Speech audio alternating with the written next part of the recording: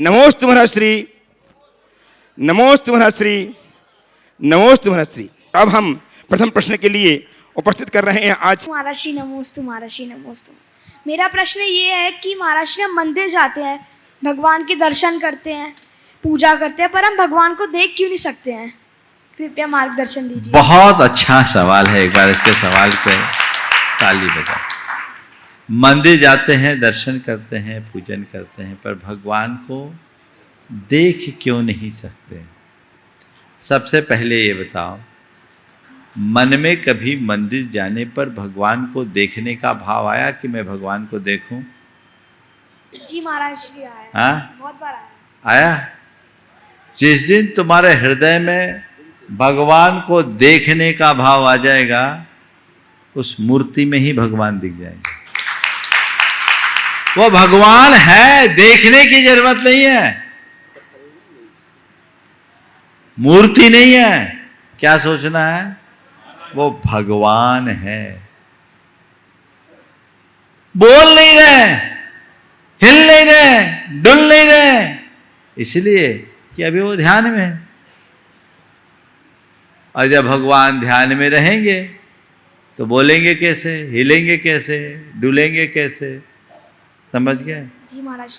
तो भगवान है इस विश्वास के साथ जाओ तो मूर्ति में भी भगवान दिखेंगे। रहा सवाल भगवान का स्वरूप कैसा है, तो भगवान की मुद्रा को देखो। जिनके रोम रोम से वीत रागता और प्रसन्नता टपक रही है, जिनके हृदय में न किसी से राग है, न द्वेष है, न हर्ष है, न विषाद है, जिनके लिए न कोई अच्छा है, न बुरा है, न शत्रु है, न मित्र है, जिनके पास न धन है, न पैसा है, न संपत्ति है, न जर है, न जोरू है, न जमीन है, कुछ भी नहीं, निपट आत्मस्थ है, यही तो भगवान है। इससे भिन्न कोई भगवान है क्या? नहीं महाराज। किसको कहते हैं भगवान? भगवान कोई नाम है, रूप है, या स्वरूप है? क्या है भगवान? न तो कोई राम है, नाम है, न ही कोई रूप है, अपितु भगवान एक स्वरूप है। वह क्या है? पीत राग स्वरूप आत्मा ही भगवान है। समझ गया? सुनो सुनो, पूरी बात सुनो। बीच राग स्वरूप आत्मा ही भगवान है। और तुम्हारे मन में वैसी दृष्टि जग जाएगी तो तुम जहां देखोगे वहां भगवान के दर्शन होंगे। हम लोगों ने एकलव्य की कहानी सुनी है, सुनी है कि नहीं? नाम सुना है एकलव्य का? बेटे से पूछने दो, नहीं सुना? अब अंग्रेजी माध्यम वालों को ये सब कहानियां कौन सुनाए? एकलव्य एक भील था, वो शब्द वेदी बाण चलाना सीखना चाहता था। मैं सबकी जानकारी के लिए इसके प्रश्न से एक कहानी सुना रहा हूं। लेकिन किससे सीखे? उसके ज्ञाता केवल द्रोणाचार्य थे। वो द्रोणाचार्य के पास गया,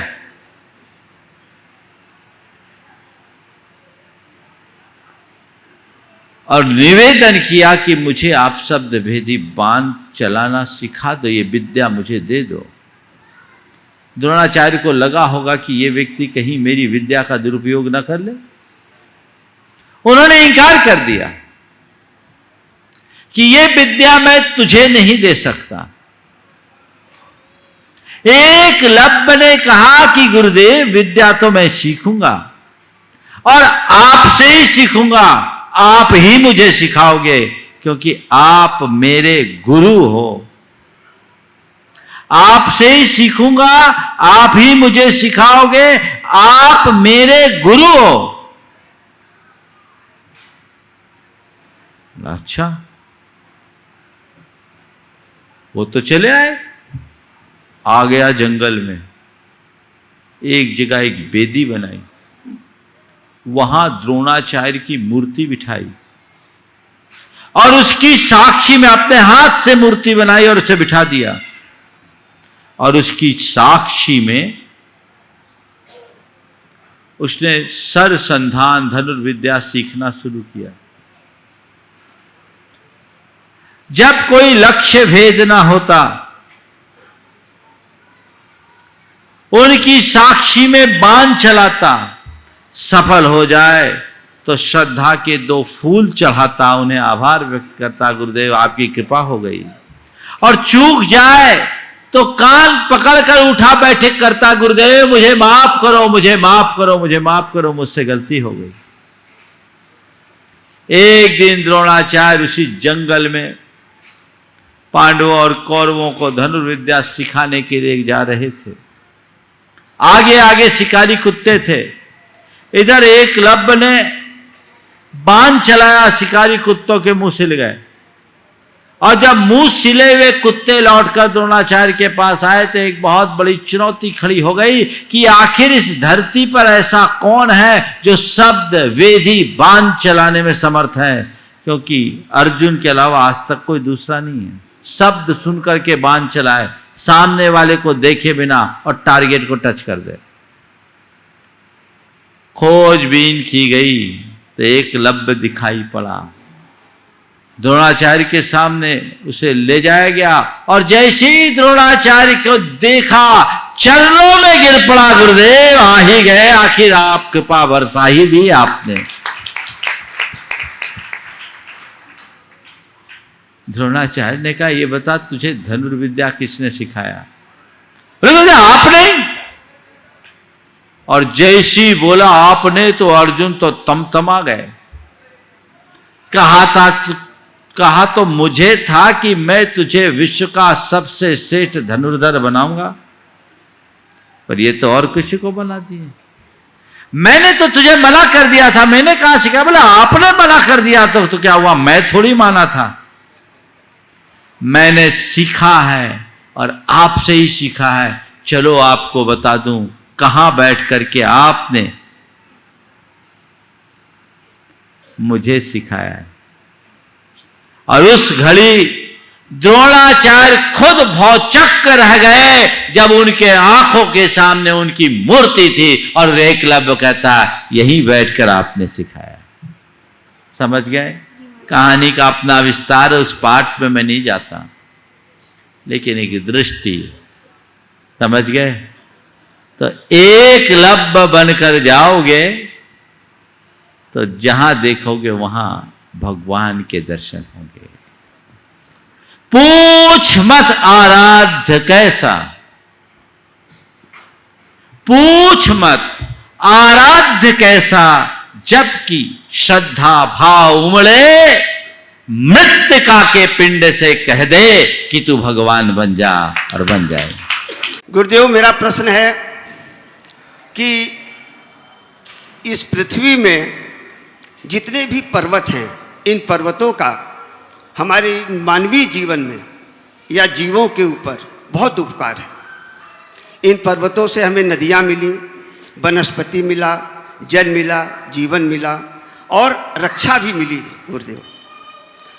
और हमारे 24 तीर्थंकर भगवंतों में 23 तीर्थंकर करीब करीब जहाँ तक मुझे मालूम है मोक्ष गए इन्हीं पर्वत के श्रृंखलाओं से। और न जाने कितने अनंतानंत ऋषि मुनि तपस्या करते हुए इन पहाड़ों से मोक्ष पधारे। तो क्या गुरुवर ये मान लिया जाए कि मोक्ष मार्ग का एक रास्ता क्या इन पहाड़ों के ऊपर से होकर गुजरता है? कृपया हमें समझाएं। देखिए, पहाड़ों से जुड़ा बहुत अच्छा सवाल आपने किया है। पर्वत इस पूरी की पूरी प्रकृति की सुरक्षा में कितना सबल आधार है, किसी से छुपा नहीं। और पर्वतों से हमें बहुत कुछ मिला है। और हमारे 24 तीर्थंकरों में 22 तीर्थंकर पर्वत से गए। भगवान महावीर भूतल से गए, हालांकि वो एक टीला नुमा स्थान था जो अब तालाब बन गया। और चंपापुर से वाशुपूज भगवान। इस अर्थ में मंदारगिरी चंपापुर है भगवान का निर्वाण स्थल। चंपापुरे श्री वासुपूज्य सुत सिद्धिमान। तो 22 तीर्थंकरों को पर्वतों से निर्वाण हुआ है। मुझसे एक सवाल दूसरे तरीके से कभी किसी ने पूछा था कि महाराज जितने भी वैष्णव तीर्थ हैं प्रायः नदियों के तट पर है, और जैन तीर्थ सभी पर्वतों पर है। इसकी वजह क्या है? इस संदर्भ में मैंने जो उत्तर दिया, आपके सवाल के उत्तर में मुझे लगता है ज्यादा फिट बैठेगा। मैंने कहा देखो, जैन साधना और वैष्णव साधना दोनों अलग अलग अवधारणा के साथ बढ़ी है। वैष्णव साधना में आत्मा को परमात्मा में समर्पित करने की बात की जाती है। समझ गए? वो भक्ति की प्रधानता है, आत्मा को परमात्मा में समर्पित करने की प्रधानता है। तो वो साधना जल तत्व प्रधान है। नदी बहती है, सागर में समाहित हो जाती है, आत्मा परमात्मा में समा गई। लेकिन जैन साधना आत्मा को परमात्मा बनाने की बात करता है। जैन साधना में आत्मा को परमात्मा बनाने की चर्चा है। तो आत्मा परमात्मा कैसे बने?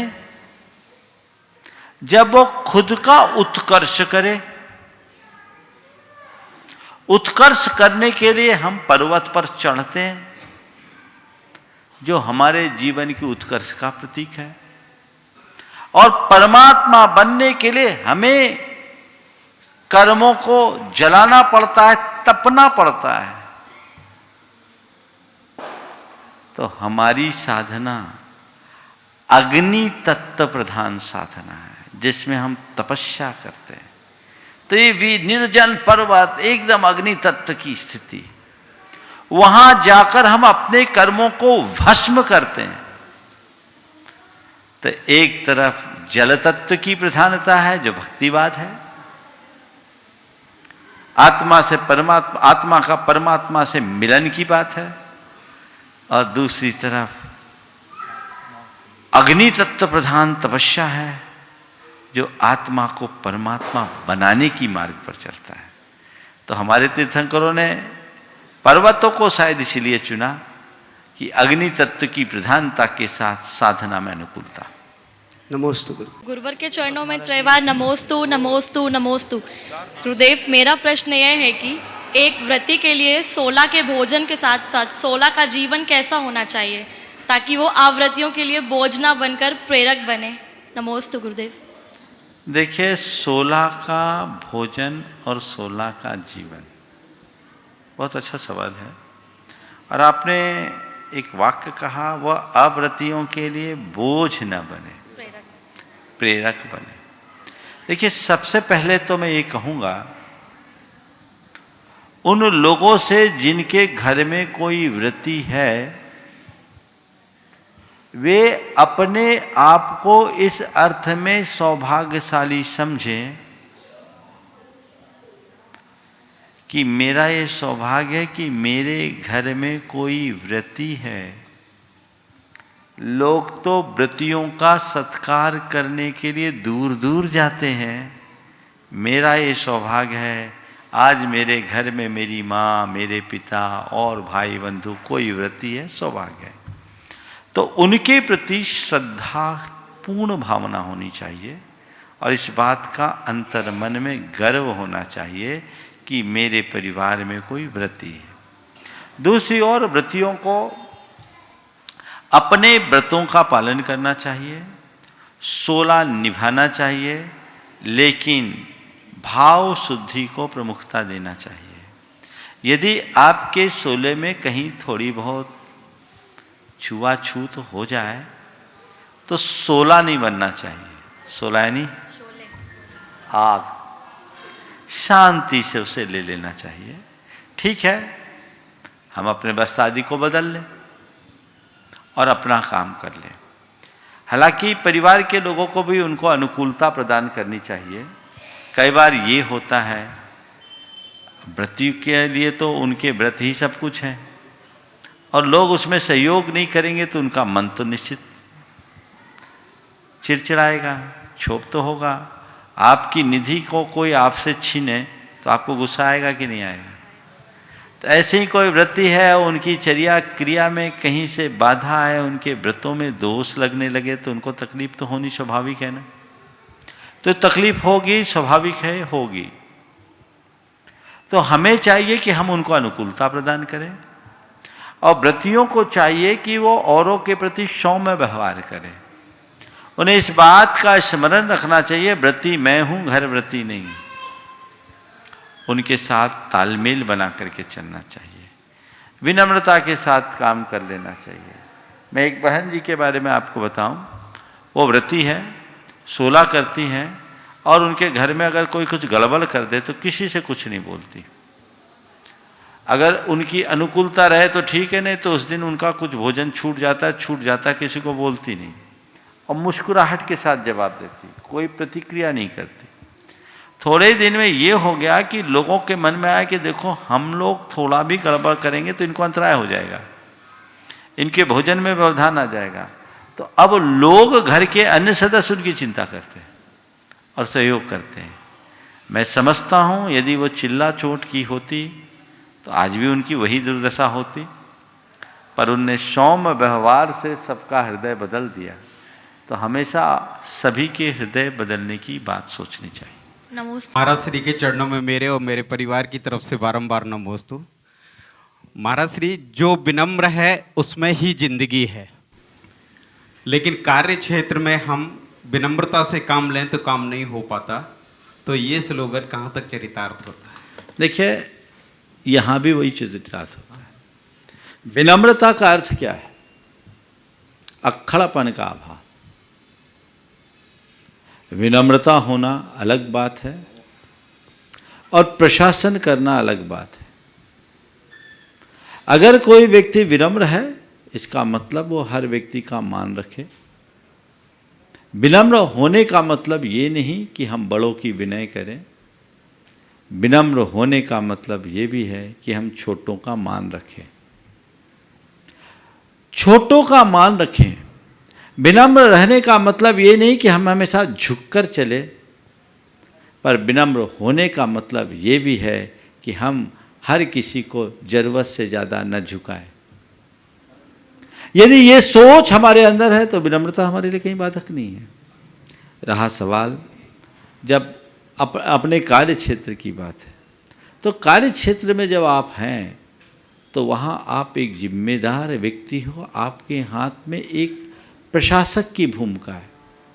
तो एक प्रशासक को अपना सारा दायित्व एक प्रशासक की भांति निभाना होता है।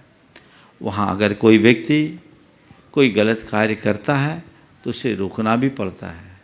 किसी से कोई काम कराना है तो हिदायतें भी देनी पड़ती है, लेकिन इसे भी दो तरीके से दिया जाता है, एक रौब दिखाते हुए और एक प्रेरणा देते हुए। मैं समझता हूँ जो रुआब झाड़ते हैं उनका असर अल्पकालिक होता है, और जो उत्प्रेरक बन करके करते हैं वो दीर्घकालिक होते हैं। तो हमारी कोशिश हर किसी पर रुआब दिखाने की जगह, रौब झाड़ने की जगह एक उत्प्रेरक की भूमिका में आने की होनी चाहिए। मैं ऐसा कुछ कहूँ, ऐसा कुछ बोलूँ, ऐसा कुछ करूँ कि मुझे देखकर सामने वाले स्वतः उत्प्रेरित हो जाए, फिर ज़्यादा कुछ कहने की ज़रूरत नहीं पड़ेगी। इसलिए इस उसूल को याद रखें, हम विनम्र हैं तो हमें बड़ों का मान रखना है और छोटों का भी ध्यान रखना है। इतनी बात ध्यान में रखें, सब काम होगा। नमोस्तु महाराज जी। महाराज जी, जैन के अनुसार कोई भी एनिमल प्रोडक्ट लेना गलत है, पर फिर भी हम लोग मिल्क क्यों लेते हैं? बहुत अच्छा सवाल है। देखो, एनिमल प्रोडक्ट होना और मिल्क होना इसमें बड़ा अंतर है, समझ गए? कुछ लोग हैं जो वीगन होते हैं, वो मिल्क भी नहीं लेना पसंद करते। न लेना अच्छी बात है, पर मिल्क को गलत कहना अच्छी बात नहीं। मिल्क जो है, दूध जो है, वो रस है, रक्त नहीं। समझ गए? खून में और दूध में बहुत अंतर है। किसी भी गाय या और किसी प्राणी को जब हम लोग भोजन देते हैं तो उसके शरीर में एक्स्ट्रा दूध बनता है, और वो दूध उसके बच्चे के लिए जितना ज़रूरी उतना पिलाने के बाद बाकी अगर न निकाला जाए तो उससे बहुत तकलीफ़ होती है, उसको बीमारियां हो जाती हैं। तो वो ठीक वैसा ही है जैसे किसी फैक्ट्री में हम कोई रॉ मटेरियल डालते हैं तो प्रोडक्ट आता है। इसी तरह हम जब गाय आदि को चारा खिलाते हैं तो वो दूध देती है। ये प्रयोग हुआ है कि एक माँ को भी एक्स्ट्रा न्यूट्रिशन दिया जाए तो माँ के पेट में भी एक्स्ट्रा दूध आ सकता है जो उसके बच्चे के लिए ज़रूरी है, उससे ज़्यादा भी। तो ये दूध आता है सहज भाव से आता है, उसमें किसी भी प्रकार के गाय को दूध दूहने से कष्ट भी नहीं होता, बल्कि न दूहने से कष्ट होता है। तो दूध लेने में कोई बुराई नहीं। हमारे तीर्थंकरों ने प्रथम आहार में क्षीरान्न लिया है, तो दूध हमारी संस्कृति का प्रतीक है, संपूर्ण आहार है, शाकाहार है, उसे लेने में कोई दोष नहीं है। हाँ, दूध लेते समय हमें इस बात का ध्यान रखना चाहिए कि जिससे हम दूध ले रहे हैं वो बछड़े को या उसके गाय के भैंस के बच्चे को पूरा दूध दे। इंजेक्शन लगा करके दूध न निकाले। ऑक्सीटॉक्सिन इंजेक्शन लगाकर लिया गया दूध मेरी दृष्टि से पीने योग्य नहीं है। बछड़ों के हक का दूध अगर छीन करके दूध दिया जाए तो वो पीने योग्य नहीं है। शुद्ध दूध सात्विकता के साथ अगर कहीं मिले तो कोई दोष नहीं। नमोस्तु महाराज जी, मेरा प्रश्न यह है कि कुछ लोग हमेशा कहते हैं कि जैनिज़्म फॉलो करना बहुत ज़्यादा कॉम्प्लिकेटेड और डिफ़िकल्ट है, लेकिन देखा जाए तो ऐसा नहीं है। तो हमें लोगों की थिंकिंग किस प्रकार चेंज करनी चाहिए? बहुत अच्छा सवाल है। देखिए, जिन लोगों ने जैनिज़्म को ठीक तरीके से समझा नहीं और जैनिज़्म को आधे अधूरी जानकारी के अनुरूप अपनी धारणा बना ली, वे ऐसा कहते हैं कि जैनिज़्म बड़ा कॉम्प्लिकेटेड है, इसको फॉलो करना प्रैक्टिकल नहीं है। लेकिन जिन्होंने जैनिज़्म को ठीक तरीके से समझ लिया वो कहेंगे कि जैनिज़्म से अच्छा रिलीजन कोई है ही नहीं, इससे अच्छा धर्म कोई है ही नहीं, ये बड़ा प्रैक्टिकल धर्म है। उन लोगों को ये बताना चाहिए कि ये बताओ किस लिए आप कहते हो कि जैनिज़्म कॉम्प्लिकेटेड है?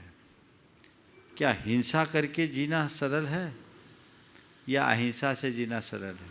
उनके सामने सवाल करो। जो हिंसा करके जी रहा उसका जीवन कॉम्प्लिकेटेड है या जो अहिंसा के पथ पर चल रहा उसका जीवन कॉम्प्लिकेटेड है? किसको बोलोगे? बोलो।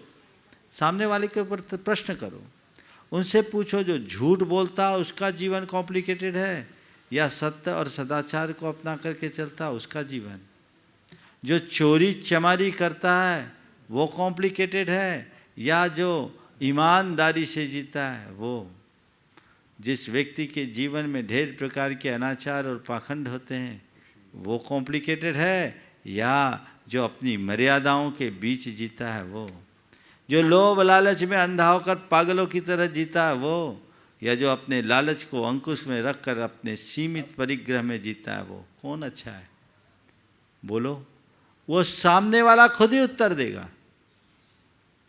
तो पहली बात, जैनिज़्म को लोग ठीक तरीके से समझे, हम उन्हें बताएं। हम लोगों ने जैनिज़्म की बात जब भी की तो हमने क्या कह दिया? रात में नहीं खाना, व्रत उपवास करना, त्याग तपस्या करना, यही जैनिज़्म। ये जैनिज़्म का बड़ा बाहरी रूप है।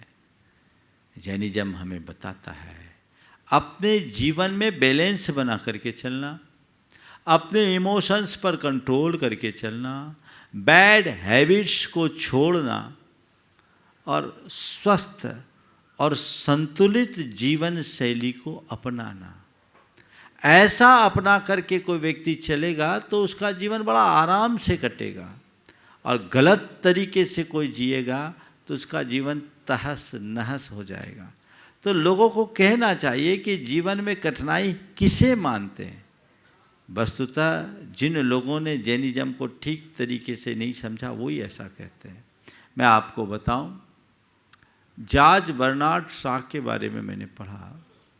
जॉर्ज बर्नार्ड शॉ ने अपने एक इंटरव्यू में कहा कि जब उन्हें जैन धर्म के बारे में जानकारी मिली, जैन ग्रंथों को पढ़ा, तो उन्होंने रात्रि भोजन भी त्याग दिया। और उन्होंने अपने एक इंटरव्यू में कहा, if there is rebirth I wish to reborn in Jain family. जिन्होंने जैनिज्म को ठीक तरीके से जाना, वो समझते हैं कि इससे बड़ा आडंबर मुक्त सहज जीवन जीने का और कोई मार्ग ही नहीं है। इसमें किसी प्रकार का आडंबर नहीं, इसमें किसी प्रकार का अंधविश्वास नहीं। जैनिज्म केवल प्योरिफिकेशन ऑफ सोल की बात करता है, आत्मशुद्धि का मार्ग बताता है। जैनिज्म हमें क्षमा का पाठ पढ़ाता है। जैनिज्म हमें निरभिमान रहने का पाठ पढ़ाता है। जैनिज्म हमें सरलता का पाठ पढ़ाता है। जैनिज्म हमें पवित्रता का मार्ग देता है। जैनिज्म हमें संयम का रास्ता बताता है। जैनिज्म हमें तप और त्याग का पाठ पढ़ाता है। जैनिज्म वो है, उसे लोग समझे। भोग विलासता और पाप पाखंड में फंसे लोगों को अगर पार होना है तो जैनिज्म का ही रास्ता अपनाना होगा। मैं कहता हूँ जो व्यक्ति विशुद्धतया जैनिज्म को फॉलो कर लेना, उसके ऊपर आईपीसी की एक भी धारा नहीं लग सकती। आईपीसी की एक भी धारा नहीं लगेगी अगर आपने सही तरीके से जैनिज्म को फॉलो कर दिया, क्योंकि जैनिज्म एक नेक इंसान को जन्म देता है, वो मानवता की प्रतिष्ठा करता है। इसलिए यहाँ कोई कॉम्प्लिकेशन नहीं, कॉम्प्लिकेशन उनके समझ का है। उसे दूर करे, उस भ्रम को हटाए। जैनिज्म वो धर्म है जो केवल उदात्त जीवन मूल्यों की प्रतिष्ठा की बात करता है। दुनिया में एकमात्र जैन धर्म है जहाँ मानव मूल्यों की पूजा होती है। हम लोग पर्युषण पर्व मनाते हैं, 10 रक्षण में किसकी पूजा करते हैं? 24 तीर्थंकर में किसी तीर्थंकर की नहीं। 10 रक्षण में जिसे हमने महापर्व माना, किसकी पूजा करते हैं? क्षमा की पूजा करते हैं, मृदुता की पूजा करते हैं, सरलता की पूजा करते हैं, शुचिता पवित्रता की पूजा करते हैं, सत्य की पूजा करते हैं, संयम की पूजा करते हैं, तप की, त्याग की, आकिंचन्य की और ब्रह्मचर्य की, ये उदात्त जीवन मूल्यों की पूजा 10 दिन तक करते हैं। दुनिया के किसी भी धर्म में जीवन मूल्यों की पूजा का उदाहरण आपको देखने में नहीं मिलेगा। ये केवल जैन धर्म में देखने को मिल सकता है और कोई नहीं, जो मनुष्य के जीवन को रूपांतरित करने का पाठ पढ़ाता है। इसलिए जैनिज्म को ठीक तरीके से समझें और उसे आत्मसात करके चलें, तब हम सच्चा लाभ लेंगे। इसके लिए जैनियों को भी आगे आना होगा। उन्हें खुद न केवल जैनिज्म को समझना होगा, अपितु उसे जीना होगा बड़ी प्राइमरी लेवल पर। और जैनिज्म बड़ा फ्लेक्सिबल है, वो जो जिस लेवल पर जी सके उसको उस लेवल के लिए धर्म की मान्यता देता है। हमारे यहाँ तो एक चांडाल ने केवल चतुर्दशी को हिंसा का त्याग किया तो उसके एक दिन की हिंसा के त्याग के लिए उसे अहिंसक कह दिया गया।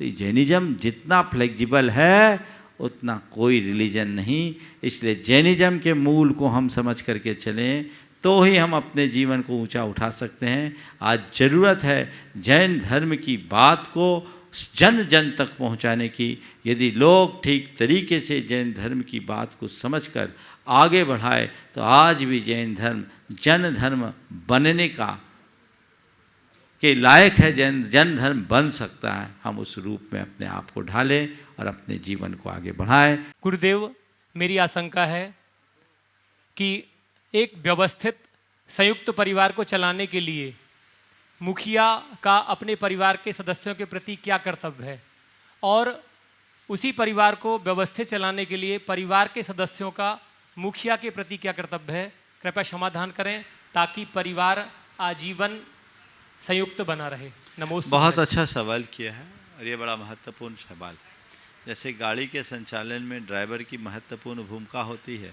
वैसे ही परिवार के संचालन में उसके प्रमुख की सर्वोपरि भूमिका होती है।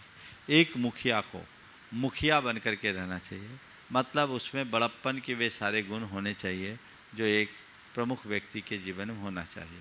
मैं 4 बातें ऐसे बताना चाहूँगा जो परिवार के मुखिया के जीवन में हो तो वो परिवार कभी टूट नहीं सकता।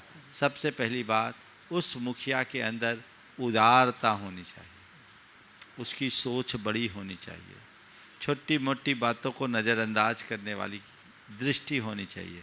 जो छोटी छोटी बातों को पकड़ ले, टीका टिप्पणी करे तो वो घर को बांध नहीं सकता। उसका मन उदार होना चाहिए। दूसरी बात, उसके अंदर सही समझ होनी चाहिए, धैर्य होना चाहिए। किसी भी बात को किसी के बात द्वारा कहने पर तुरंत प्रतिक्रिया देने की आदत नहीं होनी चाहिए। वस्तु को समझने की, परिस्थिति को समझने की क्षमता होनी चाहिए। समग्रता से जान करके ही वो कुछ प्रतिक्रिया करे। किसी ने कुछ कहा और उसने तुरंत प्रतिक्रिया कर दी, किसी ने कुछ कहा, आधी अधूरी बातों को सुनकर जो व्यक्ति प्रतिक्रियाएं करने लगते हैं उनके निर्णय अच्छे नहीं होते। तो उसको समग्रता से सोचना चाहिए, सही समझ से युक्त होना चाहिए, उसके अंदर सूझबूझ होनी चाहिए, कब किस स्थिति में क्या कहना और क्या नहीं कहना, इसकी समझ यदि व्यक्ति में हो तो उस परिवार का कभी कोई बिगाड़ नहीं कर सकता।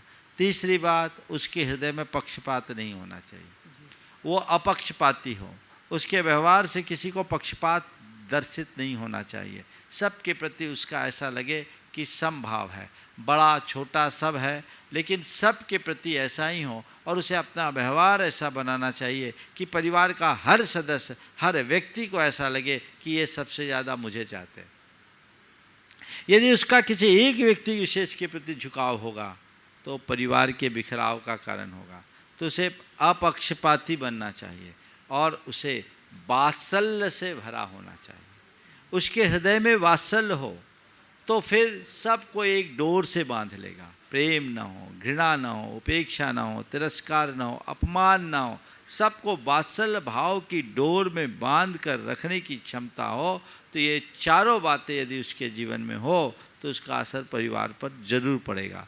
अब रहा सवाल परिवार के सदस्यों का मुखिया के प्रति क्या होना चाहिए। सबसे पहली बात, उसे अपने घर का आदर्श मानना चाहिए। दूसरी बात, उनके निर्देशों का अक्षरशः पालन करना चाहिए। तीसरी बात, उनसे कभी कुछ छिपाना नहीं चाहिए। और चौथी बात, उनके प्रति पूर्ण बहुमान रखना चाहिए। यदि ये बातें हो जाए तो फिर परिवार में कभी बिखराव नहीं आ सकता। नमोस्तु महाराज। नमोस्तु महाराज श्री। महाराज श्री, जैसे जैसे समय बदल रहा है, न्यू टेक्नोलॉजीज़ का इनोवेशन हो रहा है, आर्टिफिशियल इंटेलिजेंस का दौर आ गया है और हम इस टेक्नोलॉजी के साथ एडिक्टेड भी हो जाते हैं और इन्जॉय भी करते हैं। लेकिन हम लोग जब अपने बड़ों से बात करते हैं तो वो कहते हैं कि हमारा ज़माना ज़्यादा अच्छा था जब किसी तरह का टेक्नोलॉजीज़ नहीं था, हालांकि वो भी इस टेक्नोलॉजी को यूज़ कर रहे हैं और इन्जॉय कर रहे हैं। तो महाराज जी ऐसा क्यों होता है? ये मनुष्य की प्रवृत्ति है। अभी हम लोग बड़े कहते हैं हमारा ज़माना अच्छा था, 25 बरस बाद तुम कहोगी हमारा ज़माना अच्छा था। ये तो है ही, ये चीज़ें चलती है। मेरा मानना है जमाना ना अच्छा होता है ना बुरा होता है, जमाना तो जमाना होता है। अच्छा और बुरा तो मनुष्य का नज़रिया होता है। मैं ये नहीं मानता कि पुराने समय में सब कुछ ठीक था और आज के समय में सब कुछ गलत है, लेकिन ये ज़रूर कहूँगा कि आज के दौर में हमने पुराने समय की बहुत सारी अच्छाइयों को छोड़ दिया और उसने हमारे जीवन में बहुत सारी समस्याएं उत्पन्न की है। अभी टेक्नोलॉजी की बात आपने की है और आर्टिफिशियल इंटेलिजेंस की बात आपने की। ये पूरे विश्व में एक बड़े बहस का मुद्दा बना हुआ है और कई लोग इसे पूरे मानवता के लिए एक अभिशाप के रूप में भी देख रहे हैं कि आर्टिफिशियल इंटेलिजेंट अगर बनेगा और आगे बढ़ेगा तो इससे मानव जीवन के लिए कितनी बड़ी, मानवता के लिए कितना बड़ा संकट होगा, खतरा होगा। और जहाँ तक टेक्नोलॉजी का सवाल है, हमारी टेक्नोलॉजी ने हमारे लिए सुविधाएं तो दी है, लेकिन इस टेक्नोलॉजी ने हमारी प्रतिभा को बहुत अर्थों में कुंठित भी किया है, कुंद भी किया है। एक उदाहरण के लिए बोलूं, पुराने ज़माने के लोग जो पुरानी महाजनी गणित पढ़े और सीखे हुए थे, उनको आप देखो तो लाखों करोड़ों का गणित उंगलियों में कर लिया करते थे। आज सब टेक्नोलॉजी के अधीन हो गए तो 5, 7, 12 जोड़ने के लिए कैलकुलेटर दिखाना पड़ता। एक समय था जब आपके हाथ में मोबाइल नहीं थी तो एक एक आदमी को हजारों लोगों के नंबर याद रहा करते थे। किसी का नंबर उन्हें नोट नहीं करना पड़ता था, लोग डायरेक्टरी लेके नहीं चलते थे। अब जब से मोबाइल आ गई तो आदमी को खुद का भी नंबर पता नहीं, कैसे भी किससे। तो ये स्वाभाविक है, मनुष्य जितना जितना संसाधनों पर निर्भर हो जाता है उसका माइंड उसी का आदी हो जाता है, फिर उसका दिमाग उस दिशा में ज़्यादा काम नहीं कर पाता। तो अपने जीवन में गतिमयता बनाए रखने के लिए, भैया थोड़ा बैठ के, अपने जीवन में गतिमयता बनाए रखने के लिए हमें चाहिए कि टेक्नोलॉजी का उपयोग तो करें पर टेक्नोलॉजी के आदी न बने। टेक्नोलॉजी का उपयोग वहीं करें जहां आवश्यकता है। अगर पुराने बड़े बुजुर्ग भी टेक्नोलॉजी का उपयोग करते हैं और उसका लाभ उठाते तो मैं इसे बुरा नहीं मानता, लेकिन अगर कोई उसके एडिक्ट हो गए, रात दिन उसी में लगे रह जाए तो ठीक बात नहीं है, और लोग कर रहे हैं। मैं एक स्थान पर था, एक बच्चे ने कहा, वो 6 साल का था, कहा महाराज जी हमारी जो परदादी है ना, आप उन्हें समझाइए ना, वो तो खूब ज़्यादा सोशल मीडिया में एक्टिव रहती है, व्हाट्सएप, फेसबुक, इंस्टाग्राम सब में लगी रहती है। वो 80 साल की महिला, गैर पढ़ी लिखी लेकिन है। मैंने पूछा, बोला महाराज समय नहीं कटता है तो मैं इसी में काटती हूँ। काश उनने अपने जीवन की धारा मोड़ी होती तो ये दशा नहीं होती। चाहे बच्चे हों या बड़े, टेक्नोलॉजी एक साधन है, सुविधा है, वो जीवन के लिए एक साधन है, सुविधा है, पर वो जीवन का अंग नहीं। उसे आप जीवन का अंग मत बनाएं। अब तो ऐसा होता है कि बिना मोबाइल के आदमी चल नहीं पाता। हम तो मंदिरों में भी देखते हैं कि मंदिरों में भी आते टेक्नोलॉजी का क्या असर है। चावल की डब्बी बाद में खुलती है, मोबाइल पहले चटकता है। ढोक भगवान को बाद में लगाएंगे, फोटो पहले खींचेंगे। तो ये तो बेवकूफ़ी है ना। इस तरह से अगर टेक्नोलॉजी का इस्तेमाल करोगे तो जीवन का रस लेने से वंचित हो जाओगे। महाराज जी मेरा प्रश्न ये है कि आज का युवा अक्सर ये बात बोलता है कि हम शरीर से थक गए, और अक्सर ये देखने में आता है कि शरीर की थकान विश्राम करके ठीक हो सकती है, लेकिन अगर वो युवा मन से थका है तो वो अपने आप को कैसे ठीक कर सकता है? बहुत अच्छी बात आपने की है, और ये बहुत ही सोचने की बात है। युवा कहता हम शरीर से थक गए, जबकि थकान तो बुढ़ापे में होती है। युवा क्यों थक रहा है, ये थकान महसूस क्यों हो रही है?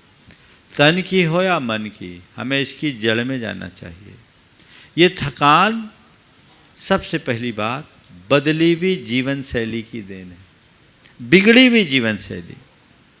हर व्यक्ति को चाहिए कि अपनी जीवन शैली कुछ ऐसी बनाए जिससे वह स्वयं को ऊर्जावान महसूस कर सके, किसी प्रकार की थकान हावी ही ना होने दे, जीवन को और बेहतर और सुंदर बना सके। जो लोग नियमित दिनचर्या रखते हैं, जो अपना खान पान अच्छा रखते हैं, वो अपने शरीर में थकते नहीं। तो पहली बात मैं सभी युवाओं से कहूँगा कि आप नियमित दिनचर्या रखिए। अगर गाड़ी को लंबे समय तक अच्छे से चलाना है और मेंटेनेंस फ्री करना है तो थोड़ा उस पर आपको ध्यान देना होगा। उसकी ड्राइविंग भी आपको सलीके से करना सीखनी होगी और उसके फ्यूल पर पूरा आपको नज़र रखनी होगी। हमें अपनी दिनचर्या, अपनी जीवन शैली बड़ी संतुलित बना करके चलनी चाहिए। और दूसरी है मानसिक थकान। ये केवल इसलिए है क्योंकि आज के युवा पूरी तरह से उपभोक्तावाद के शिकार हो गए हैं।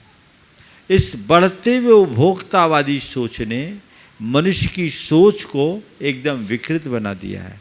ऐसे समय में मनुष्य के हृदय की आकांक्षाएं बहुत बलवती होते जाती है, अपेक्षाएं विस्तार पाते रहती है, और जब उनकी पूर्ति नहीं होती तो अपने आप को हारा और थका सा महसूस करने लगता है, अंदर से टूट जाता है, मन नीचे गिर जाता है, उसकी सोच नकारात्मक हो जाती है, आत्मविश्वास डगमगाने लगता है। अगर वह अध्यात्म से जुड़ जाए तो उसका आत्मविश्वास मजबूत बनेगा और अपने बढ़े हुए आत्मविश्वास के बल पर वह अपने जीवन में आई हुई बड़ी बड़ी चुनौतियों का सामना करने में समर्थ हो सकेगा।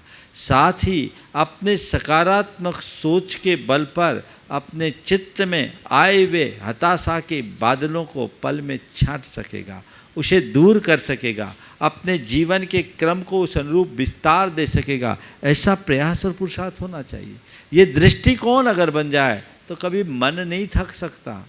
मन थकता है केवल अपने मन में लाई हुई कृत्रिमता और अपेक्षा आकांक्षाओं के विस्तार से, अहंकार के विस्तार से।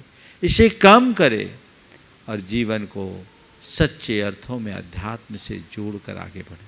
महाराज जी, समय, सेहत, संबंध, इन पर कीमत का लेबल नहीं लगा होता। इनको तो खोकर के ही हम लोगों को पता चलता है इनकी कीमत। तो इनको खोने के पहले ही हम लोग इनकी कीमत कैसे पहचानें? बहुत अच्छा सवाल है। समय, सेहत और संबंध, इन पर कीमत का लेबल नहीं लगा होता है। इनका पता इन्हें खोकर ही चलता है। खोने से पहले इनकी कीमत हम कैसे पहचानें? मैं एक वाक्य में उत्तर पहले ये दूंगा, जिन्होंने समय, सेहत और संबंधों को की उपेक्षा की, उन्हें खोया, उनका हाल देख लो। जिन्होंने समय की परवाह नहीं की, समय ने उन्हें कहीं का नहीं छोड़ा। जिन्होंने संबंधों को महत्व नहीं दिया, उनकी संबंध कैसे आज दिख रहे। और जो सेहत के प्रति लापरवाह रहे, उनकी दशा कैसी है देख ले, तो हम अपने आप को संभाल सकते हैं। खोने से पहले यदि हम इनकी कीमत करना सीख जाएंगे तो हमारे जीवन में कभी किसी प्रकार की विसंगति बचेगी ही नहीं। हर पल समय का मूल्य समझो, एक एक क्षण कीमती, ये जानो अपने जीवन की एक एक सांस मूल्यवान है। ये एहसास अंदर होना चाहिए। खोया हुआ समय फिर लौट कर नहीं आता, ये समझ अपने अंदर होनी चाहिए और ऐसी पक्की धारणा बन जानी चाहिए। अगर ऐसी धारणा बन जाएगी तो हम कभी समय को खोएंगे नहीं। और संबंध है हमारे जीवन का मूल है। हम संपत्ति को जोड़ सकते हैं, खोने के बाद दोबारा भी जोड़ सकते हैं, लेकिन संबंधों को जोड़ना बहुत मुश्किल होता है। और मनुष्य सामाजिक प्राणी है, बिना संबंधों के वह अपने जीवन को आगे नहीं बढ़ा सकता। वो अपने आप में एकाकी जीवन नहीं जी सकता, वो नीरसता से भर जाएगा। तो अपने संबंधों को और अच्छा बनाना है, मजबूत बनाना है, तो मनुष्य को चाहिए कि वह संबंधों को प्रगाढ़ बना कर रखे। जिनके संबंधों में मधुरता, उनके जीवन को देखे, और जिनने संबंधों को खराब किया, उनके अंदर झांक कर देखे और तय कर ले संबंध का महत्व क्या है। और जहाँ तक सेहत का सवाल है, सेहत के बिना तो कुछ होता ही नहीं। हम लोग तो कहते हैं पहला सुख निरोगी काया। सब कुछ हो और शरीर रोगग्रस्त हो तो व्यक्ति के लिए कोई अर्थ नहीं रहता, उनका कोई मूल्य और महत्व शेष नहीं बचता। तो हमें चाहिए कि हम इनका बराबर मूल्यांकन करें और अपने जीवन को उसी दिशा में आगे बढ़ाने की कोशिश करें। तो जो खोए हैं उनको देखेंगे तो हम इनको खोने की फिर गलती कभी नहीं कर सकेंगे। हम जैसे भटकों को सत्मार्ग दिखाने वाले परम पूज्य गुरुदेव के चरणों में बारंबार नमोस्तु नमोस्तु नमोस्तु भगवान। महाराज जी, प्रश्न जैन दर्शन से आधारित है। अगर हम जैन दर्शन को मानते हैं तो जैन दर्शन विश्व के सबसे विकसित और वैज्ञानिक दर्शनों में से एक है, इसमें कोई शंका है ही नहीं। जैसा कि आज आप सुबह के प्रवचन में भी कह रहे थे कि विवेकानंद स्वामी का जो उदाहरण हुआ कि गीता को आधार माना, वैसे सभी दर्शनों का आधार अगर माने तो जैन दर्शन है, इसमें संशय नहीं है। आज की जितनी वैज्ञानिक परिकल्पनाएं आती हैं या थ्योरीज आती हैं, उसमें कहीं ना कहीं जैन दर्शन परिलक्षित होता है। इन सारी वैज्ञानिक परिकल्पनाओं में एक परिकल्पना जो अभी है वो है सतत विकास की महाराज जी, समावेशी विकास और सतत विकास की। और जैन दर्शन क्योंकि इतना वैज्ञानिक है तो जैन दर्शन उसको कहीं ना कहीं समाहित करता ही है। प्रश्न यह है महाराज जी कि आजकल बोला जाने लगा कि जैसे हमारी जैनों की जनसंख्या कम हो रही है तो हम सभी को उसके बारे में ध्यान देना चाहिए। अब दो चीज़ें हो जाती हैं। अगर हम सतत विकास की बात करेंगे तो पृथ्वी पर जितने उपस्थित रिसोर्सेज हैं उसमें हम ऑलरेडी 1.5 गुना खाते हैं। जितने लोग अभी उपस्थित हैं और जितने संसाधन हमारे पास हैं, हम 1.5 गुना खाते हैं। हम अक्टूबर के बाद हर साल ओवरशूट में चले जाते हैं, मतलब हम पृथ्वी के एक्स्ट्रा संसाधनों को खा रहे हैं। तो इस प्रकार से अगर जैन दर्शन एक वैज्ञानिक और विकसित दर्शन है तो क्या हमारी रिस्पॉन्सिबिलिटी इसके लिए होनी चाहिए कि हम जनसंख्या की तरफ देखें, या किस तरीके से हमारा आगे चलना चाहिए? कृपया मार्गदर्शन करें महाराज जी। देखिए, मैं तो ये कहता हूँ जैन दर्शन अगर एक वैज्ञानिक दर्शन के रूप में आप स्वीकार करते हैं तो जैन दर्शन के अवदानों को भी स्वीकार करेंगे और जैन दर्शन की प्रासंगिकता को बनाए रखने का भी भाव निश्चित तौर पर करेंगे। और जैन दर्शन तभी तक सारी दुनिया में प्रासंगिक होगा और जैन दर्शन के योगदानों का लाभ लोग तभी ले पाएंगे जब तक जैन रहेंगे। जिस दिन जैन ही नहीं बचेंगे उस दिन फिर जैन धर्म की महिमा, गरिमा, गौरव का क्या होगा? कुछ भी नहीं होगा ना। तो हम चाहते हैं कि दिगंत तक लोग जैन धर्म के सिद्धांतों को समझकर अपना जीवन प्रशस्त बना सके, संसार का कल्याण कर सके, संसार की व्यवस्थाओं को ठीक कर सके, तो हमें चाहिए कि हम जैनों के वजूद को बचा के रखें। और ऐसे केवल नाम के जैनों को नहीं, यथार्थ में जैनत्व से जुड़े लोगों को। यदि ऐसे लोगों की संख्या बढ़ेगी तो मैं समझता हूँ धरती का भार कम होगा। जैन धर्म सीमित संसाधनों में संतुष्ट रह करके जीने की कला सिखाता है। यदि लोगों के विचार जैनों जैसे हो जाए और इनका बाहुल्य बढ़ जाए, तो आपने जो अभी कहा कि हम अपने संसाधनों से 1.5 गुना उपभोग कर रहे हैं। अगर जैनत्व को लोग आत्मसात कर लें तो मैं कहता हूँ जितने संसाधन उसके आधे में भी अच्छे से निर्वाह किया जा सकता है, क्योंकि जैन धर्म की ये सबसे बड़ी विशेषता है, सीमित संसाधनों में जीने के आदी बनो, अपव्यय से बचो। आपको पता होगा हमारे यहाँ एक शब्द आता अनर्थ दंड, जो एक कहता है कि अपव्यय से बचो। तो हमें चाहिए कि जैन विचार को इतना फैला दे, पूरे संसार को जैन बना दे। यदि सारा संसार जैन बनेगा, जिस दिन बन जाएगा, तय मानना हमारी सारी समस्याएं अपने आप समाप्त हो जाएगी। फिर युद्ध की बात नहीं होगी, सर्वत्र शांति का बिगुल बजेगा, शांति का स्वर फूटेगा। हमारे लिए फिर इकोवैलेंस की बात, पारिस्थितिकी की बात करने की जरूरत नहीं पड़ेगी, पर्यावरण की शुद्धि की बात करने की जरूरत नहीं पड़ेगी, वो सब अपने आप विकसित होने लगेगा। तो इस अर्थ में जैन धर्म को सर्वव्यापी बनाना जरूरी है, जैनों का विस्तार होना जरूरी है। पर वर्तमान में जिस तरह की सेकुलरवाद की बात आती है, तो उस दृष्टि से अगर विचार किया जाए तो हम औरों को जैन के रूप में कन्वर्ट करेंगे तो अभी कई तरह की बातें होने लगेगी, और जैनियों ने कभी ऐसा किया भी नहीं। जैन धर्म का इतिहास ये बताता है, धर्म परिवर्तन की बात जैनियों में कभी नहीं हुई, हृदय परिवर्तन की बात जरूर हुई है, और यही होना भी चाहिए। तो ये विचार लोगों को मिलते रहे और लोग अपनी जीवन शैली को अच्छी बनाकर बेहतर जीवन जी सके और इस दुनिया के लोगों को सुख की श्वास लेने का अवसर मिल सके, उसके लिए आवश्यक है, अपेक्षित है जैन आचार और विचार को साकार करने वाले लोगों की उपलब्धता। अब वो कब होगी? जब जैनी बचेंगे। तो जैन बचाओ जैन बनाओ, ये नारा होना चाहिए, और जैन बढ़ाओ। जैन बचाओ जैन बनाओ जैन बढ़ाओ। तो आप जैनों को बचा कब पाओगे? जब आप अपने घर में अपनी संख्याएं ठीक करोगे। जिस तरीके से 2 दिन पहले भी चर्चा आई थी, हमारी टोटल फर्टिलिटी रेट बहुत कम है, सबसे कम TFR जैनियों का है, प्रजनन दर सबसे अल्प है।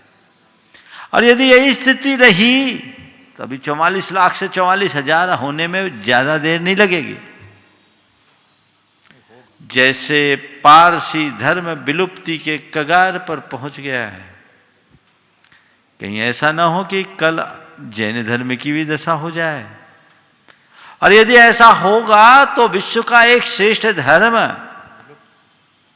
इस सभ्यता से दूर हो जाएगा, और वो आने वाली पीढ़ियों के लिए एक बहुत बड़ा अपराध होगा।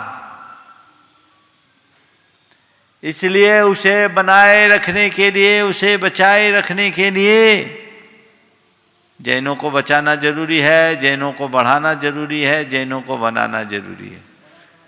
समझ गए? इसलिए आपने बताया समावेशित विकास, इसमें कोई बाधा नहीं है। अगर जैन बनेंगे और जैन बढ़ेंगे तो धरती का बोझ घटाएंगे, बढ़ाएंगे नहीं, ऐसा विश्वास रखो।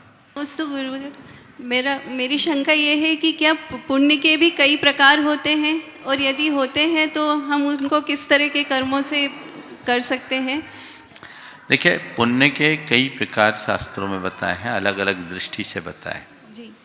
मैं अनेक दृष्टियों से पुण्य के प्रकारों की थोड़ी सी चर्चा करता हूँ। बहुत अच्छा सवाल आपने पूछा है। पुण्य को आगम में दो तरह से कहा, एक पुण्यानुबंधी पुण्य और दूसरा पापानुबंधी पुण्य। पुण्यानुबंधी पुण्य वह पुण्य जो अपने उदय में व्यक्ति की बुद्धि को निर्मल रखते हुए उसे अच्छे कार्यों में लगाए और उसकी सद्गति का कारण बने।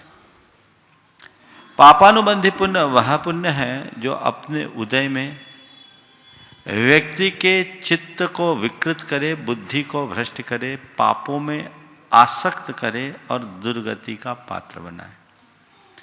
इस तरह से पुण्यानुबंधी पुण्य और पापानुबंधी पुण्य के भेद से पुण्य के दो भेद किए जा सकते हैं। दूसरा भेद है एक सातिशय पुण्य और एक निरतिशय पुण्य। सातिशय पुण्य वह पुण्य है जो पुण्य के बंध के साथ पाप को गलाए, वो परंपरा से मुक्ति का कारण बनता है।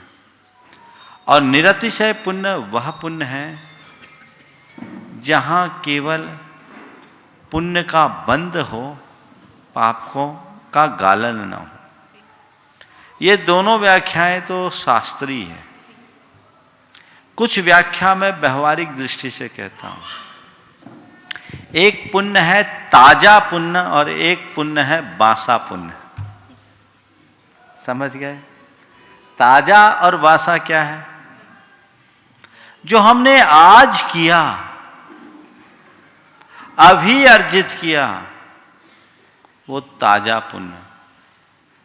और जो अतीत से हम लेकर आए वो बासा पुण्य। इसे ही दूसरे शब्दों में कहूं तो संचित पुण्य और अर्जित पुण्य। हम बेशक पुण्य लेकर यहां आए हैं, संचित पुण्य के साथ यहां आए। तो कितना लेकर आए वो देखो, वो तो तुम्हारा संचित था। अब यहां आकर के जो अर्जित किया वो अर्जित पुण्य है। समझ गए? तो संचित पुण्य है तुम्हारे पास, अर्जित क्या है ये देखना है। जिसका संचित की अपेक्षा अर्जित अधिक है, समझ लेना उसका भविष्य उज्जवल है। और जिसका संचित कम हो, संचित अधिक हो, अर्जित खत्म हो, तो समझना वो भिखारी बनने वाला है, वो खोखला होने वाला है, अपने आप को खाली करके चलने वाला है। तो हमें संचित से ज्यादा अर्जित पर ध्यान देना चाहिए। तो ये पुण्यानुबंधी पुण्य, पापानुबंधी पुण्य, सातिशय पुण्य, निरतिशय पुण्य, ताजा पुण्य, बासा पुण्य और संचित पुण्य और अर्जित पुण्य, चार हो गए ना। चलो, नमोस्तु महाराज जी। मेरा प्रश्न यह है कि यहाँ पे लोग आते हैं, आपसे शंकाएं पूछते हैं। तो कई लोग जो होते हैं वो आपका नाम लेके और आपको नमोस्तु करते हैं, ये कहाँ तक सही है? और साथ ही ये आप हम बालकों को क्या उद्घोष देना चाहेंगे ताकि हम प्रगति के पथ पर आगे बढ़ सकें? बहुत अच्छा सवाल। देखो, एक उपचार विनय के अंतर्गत एक विशेष बात होती है जिसका बहुत सारे लोग ध्यान नहीं दे पाते। अगर हमारे कोई पूज्यजन या बड़े जन सम्मुख उपस्थित है तो प्रकट में उनका नाम नहीं लेना चाहिए, वहाँ संज्ञा की जगह सर्वनाम का प्रयोग करना चाहिए। प्रकट में सीधे सीधे नाम लेना ये विनय की कमी को दर्शाता है। समझ गए? तो आप कभी भी प्रकट में जिनके सामने हैं तो उनकी वंदना परक, जयकार परक शब्दों का प्रयोग करें तो कोई बात नहीं, पर सीधे सीधे नाम लेना अच्छी बात नहीं मानी जाती। आपने बिल्कुल ठीक पकड़ा है। इसलिए ये लोगों को ध्यान रखना चाहिए। हम वहाँ शब्दों की कमी तो है नहीं, संज्ञा की जगह सर्वनाम का प्रयोग कर लेना, ठीक है ना। तो ये बहुत अच्छा प्रयोग हो सकता है। मुनिराज कह सकते हो, मुनिवर कह सकते हो, गुरुदेव कह सकते हो, महाराज श्री कह सकते हो। नाम लेकर के कहना अच्छी बात नहीं है। आपने पूछा है बाल दिवस के अवसर पर, कल शायद आपका नंबर आ नहीं पाया, बैठा तो था ये। तो बाल दिवस पर कोई बालकों के लिए संदेश, देखो मैं बालकों के लिए इतना ही कहूँगा, आज के बच्चे हमारे कल के भविष्य हैं। बच्चों में यदि अच्छे संस्कार हों तो यही बच्चे हमारे देश के कर्णधार बनेंगे और इनके माध्यम से ही धर्म का उद्धार होगा। तो मैं बच्चों के साथ के संदर्भ में 4 बातें जरूर कहना चाहूँगा। सबसे पहली बात, बच्चों में उनका बचपना सुरक्षित रहे, जो आज खो रहा है। बच्चे अब बच्चे नहीं रह पा रहे हैं, वो इस तरह की गतिविधियों से जुड़ने लगे हैं जो बड़े करते हैं। इससे उनका भावनात्मक स्वास्थ्य बिगड़ रहा है, सोच गड़बड़ा रही है और स्वास्थ्य भी खराब हो रहा है। तो बच्चे अपने बचपने को सुरक्षित रखें। दूसरी बात, बच्चे बड़े होने के साथ अपने सपने भी गढ़े, अच्छे सपने गढ़े, कुछ अच्छा करने का संकल्प ले, उस दिशा में आगे बढ़ने का प्रयत्न करें, अपनी सोच को वैसे ही बना के चले जिससे वे भविष्य में उसे साकार कर सके। जितने भी महापुरुष हुए हैं, चाहे वह धर्म के क्षेत्र में हो, समाज के क्षेत्र में हो, देश के क्षेत्र में हो या विज्ञान और कला के क्षेत्र में हो, उन सब के जीवन को आप देखो, या व्यापार के क्षेत्र में, बचपन के सपने उनके विकास के आधार रहे हैं। सबके बचपन को पलटो तो हम उसी तरह की बातें सीखें और अपने जीवन को आगे बढ़ाएं। तीसरी बात, व्यर्थ के कार्यों से अपने आप को दूर रखें, अपने संस्कारों को सुरक्षित रखें। आज के बच्चे सारे के सारे टेक्नोलॉजी के साथ खेल कूद में लग गए। सबका अधिकतर समय मोबाइल्स में जाता है, गैजेट्स के साथ जाता है और अलग अलग तरीके के एप्लीकेशंस के ऑपरेशन में जाता है। वो उनको अंदर से खोखला कर रहा है। उनसे अपने आप को बचाओ, अपना ध्यान अपनी पढ़ाई लिखाई पर केंद्रित करो। और चौथी बात, अपने संस्कारों को सुरक्षित रखें। यदि ये 4 बातें बच्चों के हृदय में अंकित होगी तो तय मान करके चलना कि बच्चे जरूर प्रगति करेंगे। इस प्रकार आज के सत्र को परम पूज्य गुरुदेव के चरणों में नमन अर्पित करते हुए मैं यहीं पर विराम दे रहा हूँ। बोलिए परम पूज्य आचार्य गुरुवर श्री विद्यासागर जी महाराज। जय।